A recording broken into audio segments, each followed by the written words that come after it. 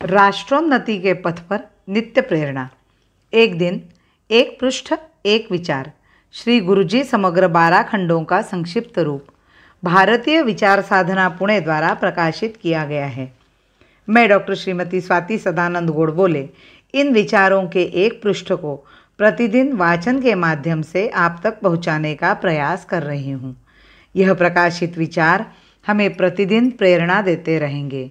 आज दिनांक 5 नवंबर का विचार, संगठित राष्ट्र।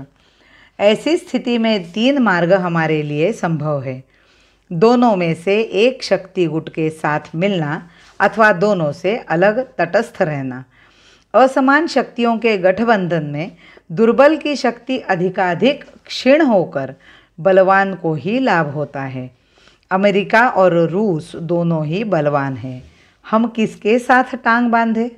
यदि कहा जाए कि दोनों के साथ एक एक टांग बांधे तो वह भी संभव नहीं है, क्योंकि दोनों के मार्ग भिन्न एवं परस्पर विरोधी है। अतः दोनों के साथ टांग बांधना आत्महत्या करने जैसा होगा। अब केवल तीसरा मार्ग बचता है और वह है तटस्थ रहने का।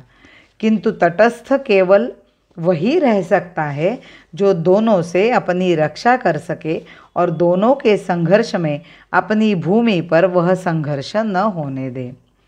तीनों ही अवस्थाओं में जागतिक संघर्ष के बीच भी अपने राष्ट्र जीवन को अक्षुण्ण रखते हुए अपने राष्ट्र का उत्कर्ष करने के लिए यदि किसी बात की आवश्यकता है तो वह है शुद्ध राष्ट्रवाद को जागृत कर उसको शक्ति संपन्न एवं चैतन्य युक्त बनाना। यदि राष्ट्र में सामर्थ्य है तो किसी के साथ मिलना या न मिलना इसका विचार बाद में हो सकेगा। आज तो बल उत्पन्न करने का कार्य प्रथम है। यह बल किसी तात्कालिक समस्या के कारण चाहिए ऐसी बात नहीं, अपितु सदा सर्वदा के लिए चाहिए।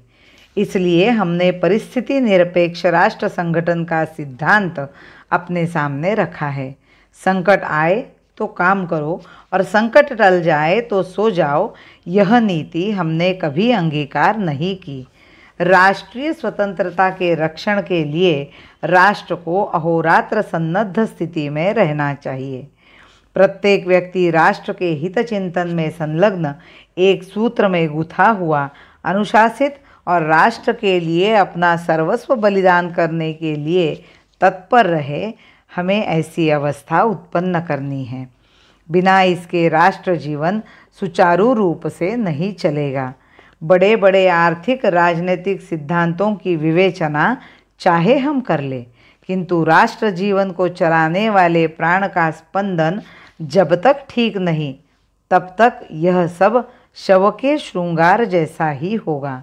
हमारा काम तो ऐसा प्रबल जीवन उत्पन्न करना है जो मृत्यु पर भी विजय पा सके। दुनिया साथ दे या विरुद्ध हो, हमें तो सभी अवस्थाओं में राष्ट्र का जागरूक संगठन खड़ा करना है।